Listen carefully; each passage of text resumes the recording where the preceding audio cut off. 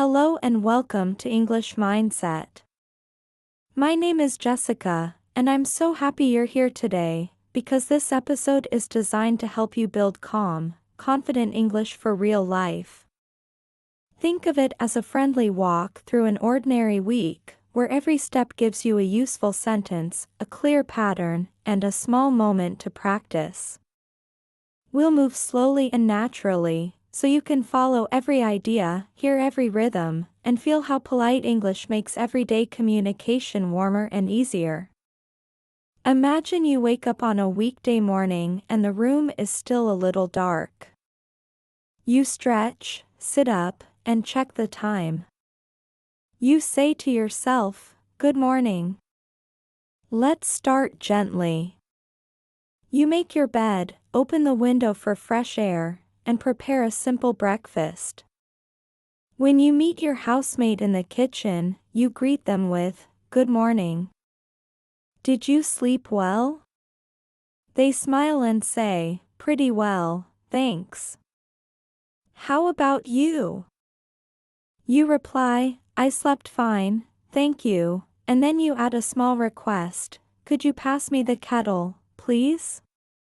You pour hot water into your cup, prepare tea, and think about your day. A message from your colleague arrives on your phone, "Morning. Can you send the updated file before 10? You answer, "Good morning. Yes, I'll send it by 9:30. Thanks for the reminder."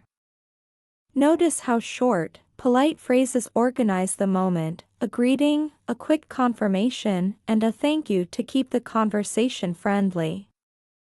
After breakfast, you step outside. The street is busy but calm, and the air is cool. On your way to the bus stop, you see your neighbor, Mr. Lee, watering his plants. You wave and say, "Good morning, Mr. Lee. The flowers look beautiful." He smiles, "Thank you. The rain helped last night." At the corner, a woman is trying to move a small suitcase up the curb. You say, "Excuse me, would you like a hand with that?" She answers, "Yes, please." That's kind of you. You lift the suitcase together, and she says, "Thank you very much." You reply, "You're welcome. Have a great day." Simple offers and simple thanks. These lines are small bridges that connect people in an easy, respectful way. When you reach the bus stop, a young boy drops a pencil case and papers scatter on the pavement. You bend down and say, "Here you go, let me help you pick these up." The boy's father says, "Thanks so much." You answer, "No problem at all." The bus arrives late, so you message your manager, "Good morning. My bus is running about 10 minutes late. I'll join the meeting as soon as I arrive." Your manager replies, "Thanks for the update." You respond, "Thank you for understanding." Clear, polite information keeps work smooth and reduces stress for everyone. On the bus, you practice a small listening exercise with your earphones, short stories with everyday dialogues, the same way we practice here. You shadow quietly, repeating the last few words you hear to feel the rhythm. "Could you help me? I'd appreciate it. Thanks for your time." This quiet practice builds muscle memory for your mouth, your tongue, and your breath, so later these lines come out naturally without effort. At the office, you arrive just in time for a team huddle. Your colleague Emma says, "The meeting starts in 5 minutes. Are you ready?" You smile, "Yes, I'm ready. Thanks for checking." In the conference room, you take a seat, open your notebook, and greet the client on the screen, "Good morning. It's a pleasure to meet you. Thank you for joining us today. The client answers, good morning.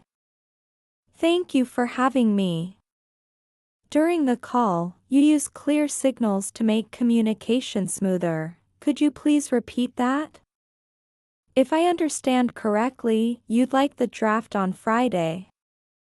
Thank you for clarifying. When you present your idea, you keep your sentences simple. First, we'll confirm the requirements. Second, we'll prepare the timeline. Third, we'll send a short summary by email.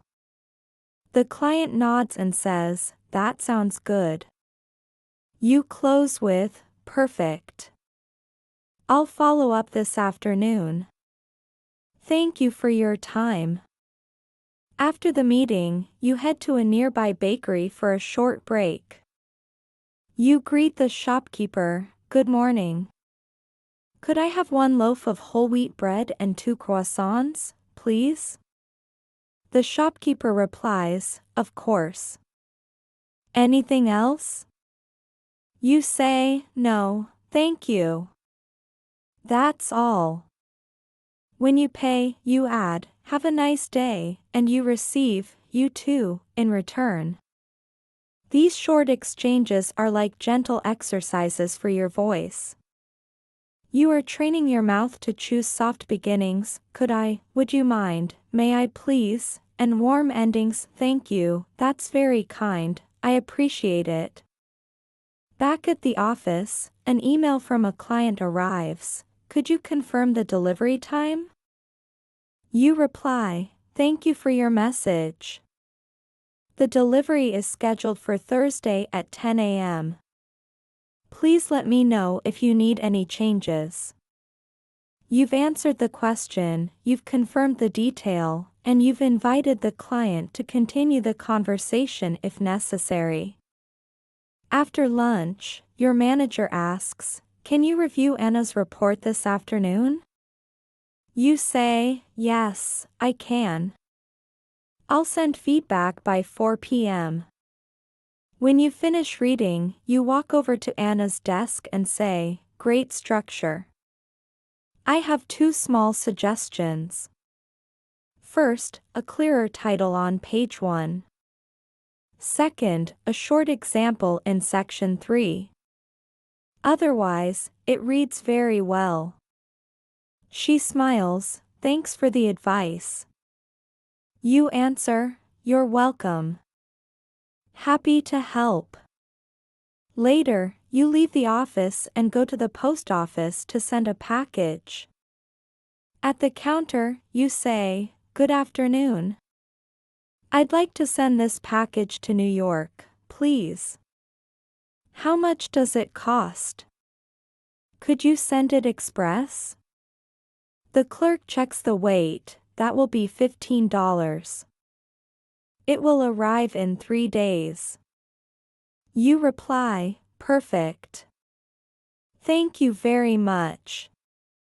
When you step outside, a light rain begins. You share your umbrella with an elderly man who forgot his.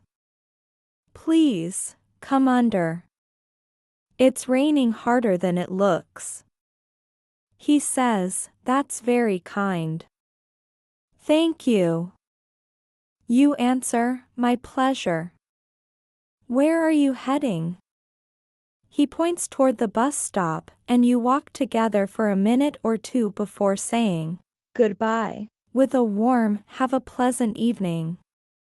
At the supermarket, you practice gentle requests again, excuse me, could you tell me where the brown bread is? An employee answers, it's on the 2nd row. You say, thank you so much. At the cashier you add, hello. Did you have a busy day? The cashier smiles, very busy, but good. You say, that's good to hear, and end with, thanks. Have a great evening. These are tiny conversations, but they are real English in real situations, and every polite exchange makes you more confident for the next one. When you get home, the house is lively. Your partner calls from the kitchen, welcome home. How was your day? You reply, busy, but good. Thanks for asking. Can I help with dinner? They hand you a cutting board, yes, please. Could you slice the tomatoes?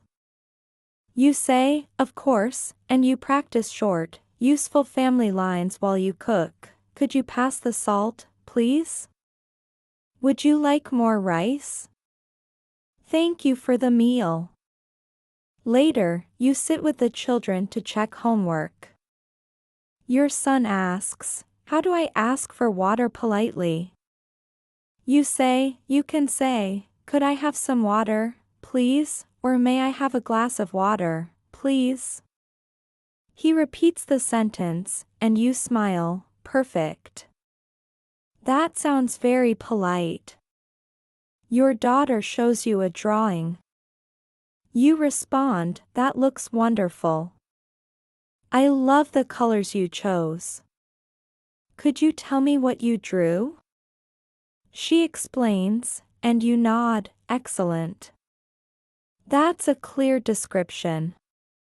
After dinner, you call your parents. Good evening, Mom. How are you? She says, I'm fine, dear. How's your week? You reply, it's going well, thanks. We might visit on Saturday. Would that be convenient? She answers, yes, we'd love that. You close with, great. We'll see you then. Thanks for your time, Mom. Have a restful evening. Notice the combination of a warm greeting, a gentle question, a clear plan, and a kind goodbye. Before bed, you write a short email to your team, thank you all for today's work. Tomorrow we'll finalize the draft and send the summary by noon. Please let me know if you need support. You set your alarm and prepare your clothes, because small habits reduce morning stress and give you more space to speak calmly. The next day begins earlier than usual. You decide to walk to the station.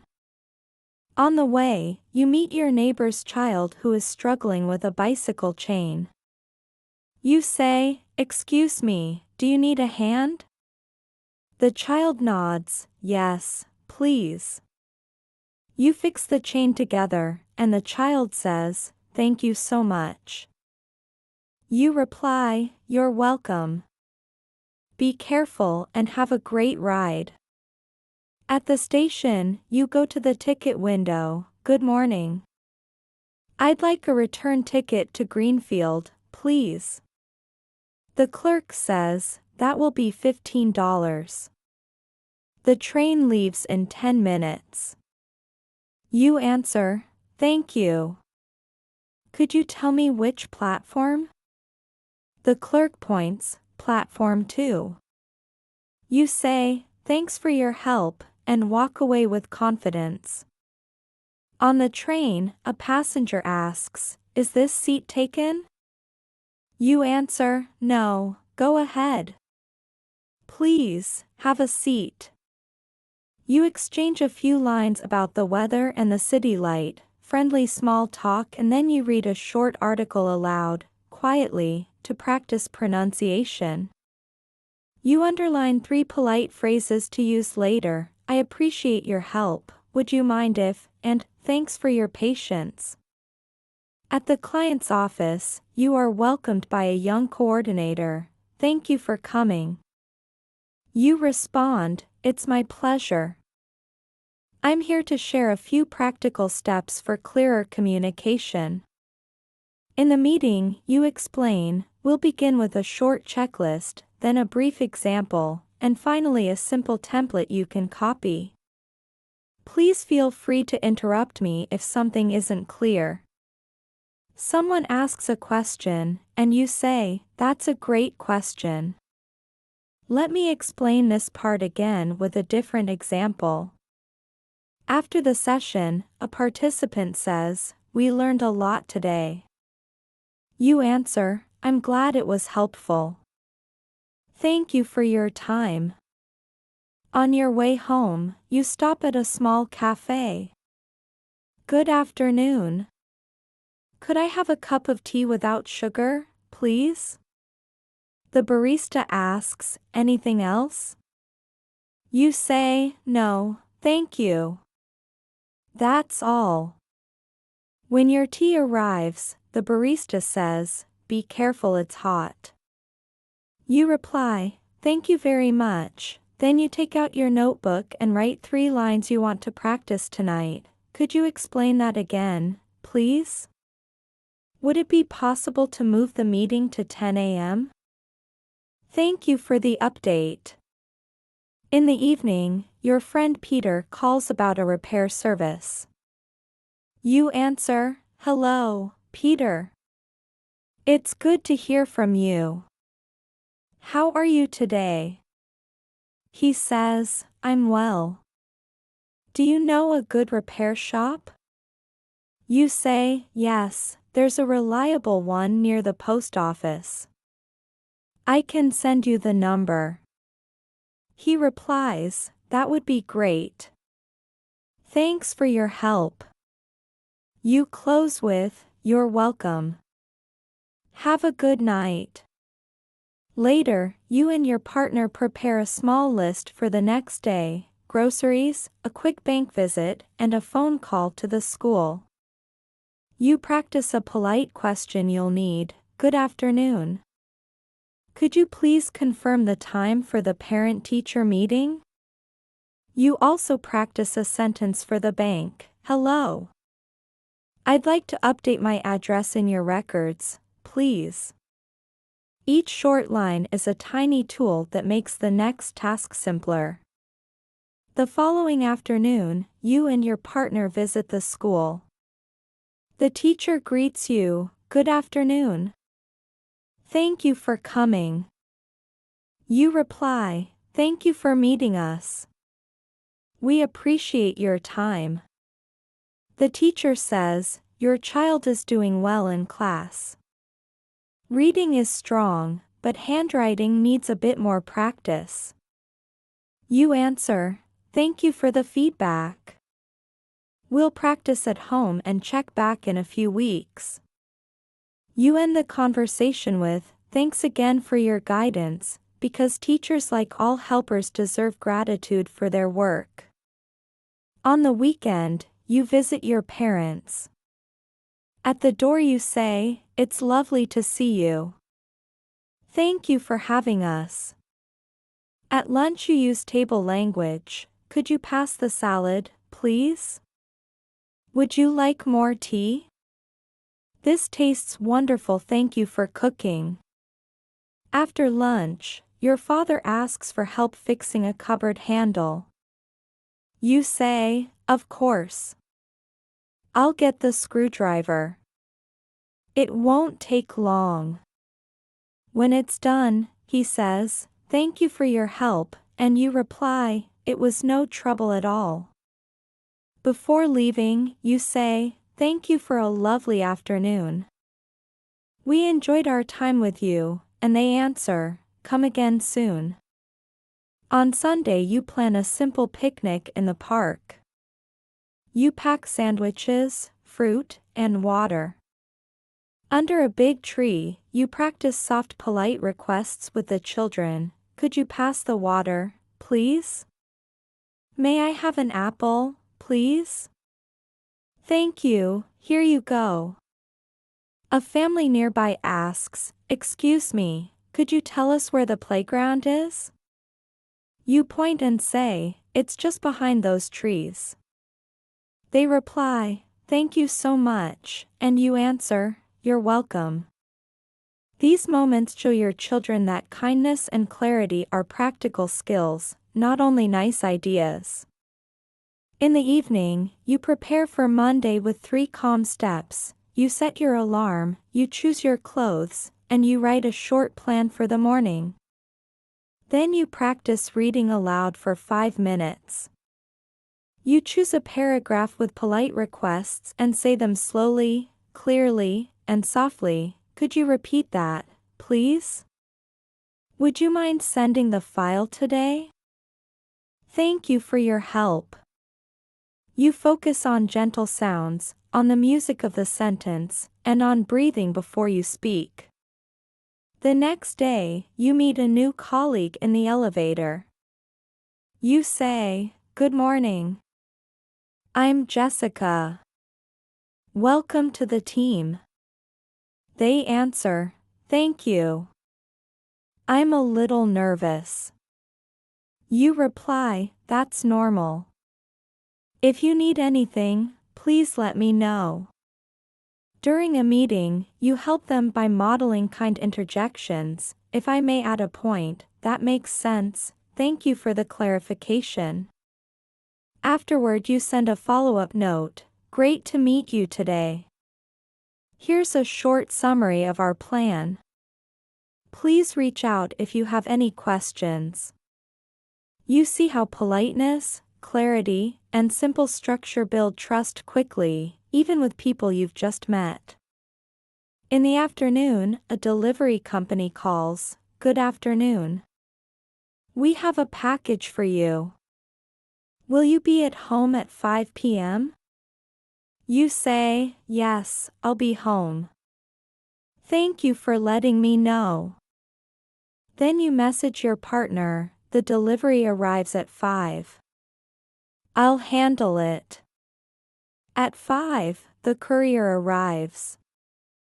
You greet them, "Good evening. Thank you for delivering this." They hand you the package, you sign, and you add, "Have a safe evening." Small courtesies make long days easier for everyone. Later, you help your child prepare a short presentation. You say, "Let's start with a friendly opening. Good morning, everyone. Today I'd like to talk about," then one clear point, one simple example, and a polite ending. "Thank you for listening. Do you have any questions?" Your child practices twice, and you smile. That sounds clear and confident. Before bedtime, you reflect on the week. You remember the bus stop, the bakery, the office meeting, the school visit, the family lunch, the polite phone calls, and the quiet minutes of reading aloud. You notice a pattern. Every situation becomes lighter when you begin with a greeting, make a clear request, and end with thanks.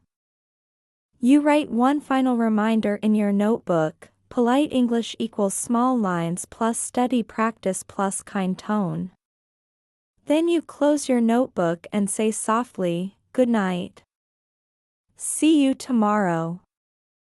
And that's the heart of today's episode, everyday English built from calm habits, polite patterns, and gentle practice. Use "good morning," "could you please," and "thank you" as your daily tools.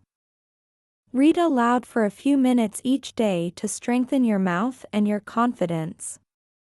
Shadow short lines when you walk or clean or wait for the bus.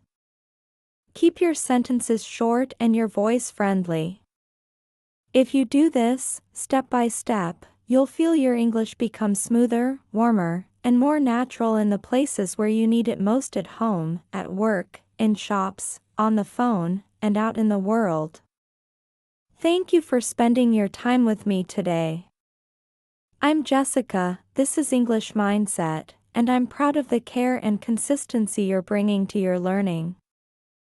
Keep these phrases close, repeat them often, and notice how small words make big differences in people's days. Have a peaceful evening, a gentle night, and a strong, confident tomorrow.